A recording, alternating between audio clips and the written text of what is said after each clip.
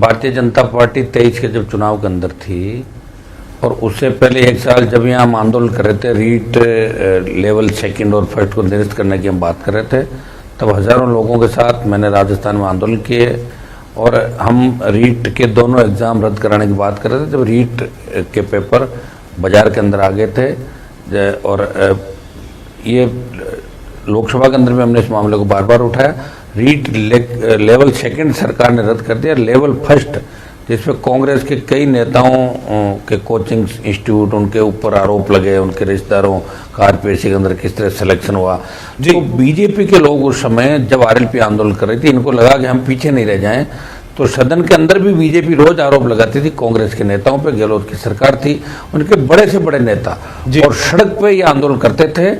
तब भजनलाल जी पिक्चर में नहीं थे, पोस्टर पे फोटो होती थी वसुंधरा राजे की, राजेंद्र राठौड़ की, सीपी जोशी की, सतीश पूनिया की, और कई बार ये कहते हुए नजर आते थे, देखो बौछार करो हमारे ऊपर, फोटो खींचो। मतलब लाइमलाइट कि बीजेपी सत्ता इस मुद्दे को बुना रही है, राजस्थान में पेपर लीक हो रहे हैं, गहलोत सरकार भ्रष्ट है, तंत्र भ्रष्ट है। चूंकि आरएलपी बजरी माफिया के खिलाफ राजस्थान में आंदोलन कर रही थी और बीजेपी के अंदर आंदोलन करने की क्षमता रही नहीं, तो इनके नेता इन मुद्दों को लेकर लगातार लगे हुए थे।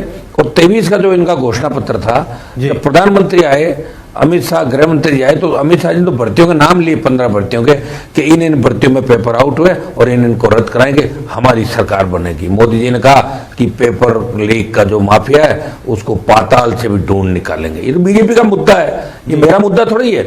मेरा मुद्दा तो पहले से ही था, मैं कोई नया मुद्दा नहीं ले रहा हूं। मैं बीजेपी को याद दिला रहा हूं कि एसआई भर्ती जिसके अंदर 859 में से 500 से ज्यादा थानेदार फर्जी 100 पकड़े गए, 500 फर्जी है। ये एसओजी कोर्ट में कह चुकी है, सरकार कोर्ट में कह चुकी है, उपसमिति कह चुकी है, AAG कह चुका है, PHQ कह चुका है। जब सारे लोग कह गए तो आपको क्या चिंता भजनलाल जी, क्यों नहीं आप इस भर्ती को रद्द कर रहे हो? आप बार बार आपके मंत्री कह रहे हैं कुछ बेचारे जिनके साथ अन्याय हो सकता है, तो कुछ के साथ अन्याय होता ही आया है। आज साल तक अन्याय हुआ है धरती पर, आप उठा के देख लें सारी हिस्ट्री, कि सुप्रीम कोर्ट भी कह रहा है कि अगर 30% 35% भर्ती के अंदर सत्यता नहीं हो और पेपर आउट की हो तो उनको रद्द करना चाहिए। बंगाल और बिहार के अंदर मामले में सुप्रीम कोर्ट के निर्देशों की पालना हुई। मैं कह रहा हूँ ये तो पेपर पहले ही चला गया, इसमें आरपीसी के 2-2 मेंबर पकड़े गए, उनके बच्चे, लेकिन किसी भी चेयरमैन पे उंगली नहीं उठी। देखिए आप, ये होता है सत्ता का खेल, जिसमें कांग्रेस बीजेपी किस तरह मिलकर अपने लोगों को बचाती है। भूपेंद्र यादव, संजय सूत्रीय, आपके शिव सिंह राठौड़, और चौथे आपके ये जो थे बीच में एक चेयरमैन और थे, दीपक उप्रेती। उन किसी चेयरमैन से किसी तरह की पूछताछ नहीं हुई। 2014 के अंदर जब मैं विधायक था 13 में, तब आरपीएससी के चेयरमैन के खिलाफ मैंने विधानसभा में मामला उठाया। अपनी बेटी के नंबर बढ़ा रहे थे खुद ही। बाद में गुलाब जी कटारिया गृह मंत्री थे राजस्थान में, वो खड़े हुए, उन्होंने कहा मैं इसकी तह तक जाऊंगा, कोई भी होगा बख्शा नहीं जाएगा। हमने पीछा किया और चेयरमैन सलाखों के पीछे गए। ये 13-14 की बात है। आखिर क्या मजबूरी होगी भजनलाल जी की, क्या मजबूरी होगी बीजेपी को नेताओं की जिनके पोस्टर पे फोटो थी?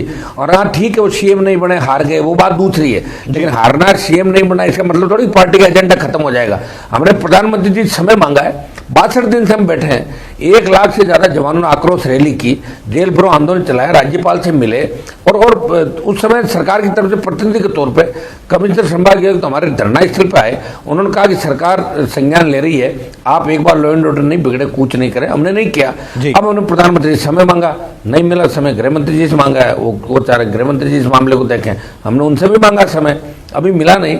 एक डेलीगेशन के रूप में दिल्ली के अंदर हम दोनों नेताओं को उनको वीडियो दिखाना चाहते हैं, वो बात याद दिलाना चाहते हैं, जब बड़ी बड़ी बातें करके इन्होंने नौजवानों का वोट राजस्थान में लिया। जितने भी फर्जीवाड़े गहलोत सरकार के समय हुए, हम उनकी जांच कराएंगे, भर्तियों को रद्द करेंगे और बड़े मगरमच्छों को सलाखों के पीछे डालेंगे।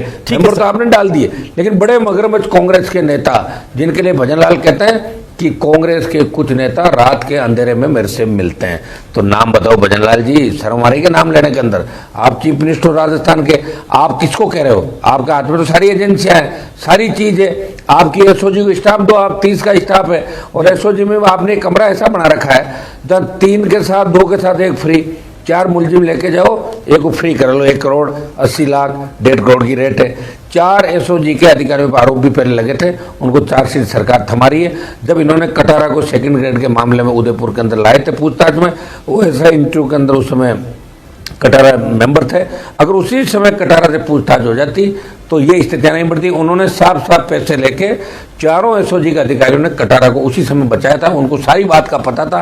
और चारों अधिकारी अभी तक सलाखों के पीछे क्यों नहीं है? ये राजस्थान का आम चीख चीख के पूछ रहा है। भाजपा कांग्रेस एक है, वसुंधरा गहलोत ने राजस्थान का बेड़ा घर कर दिया और ये कर दिया। भजन लाल जी ने मिला जो जुला। बीजेपी के तमाम नेता चाहते हैं भजन लाल फेल कैसे हो, ये इस बात को समझ नहीं पा रहे। भजन लाल जी जो सच बोलता है उसी के पीछे हो जाता है। हमारे लोग आरोप प्रत्यारोप लगाते हैं, उनको रोज थानों में बंद करें, उनके मुकदमे दर्ज हो रहे हैं। बस एक ही इनका टारगेट है कि अब समय पास कैसे करें। और इन उपचुनाव के अंदर कांग्रेस पार्टी बीजेपी की गोद में बैठ गई थी। भजन लाल जी ने कहा कि मैं पकड़ूंगा 3-4 नेताओं को, दिल्ली से मेरे पास समाचार है, तो कैसे आप पकड़ो मत, आप जिनको कहो उपचुनाव में टिकट दे दें। और 4 जगह कांग्रेस ने अपनी जमानत जब्त करा के अपनी ऐसी तैसी राजस्थान में कराई। तो इससे ज्यादा मिला जुली का खेल क्या होगा राजस्थान में, बताओ।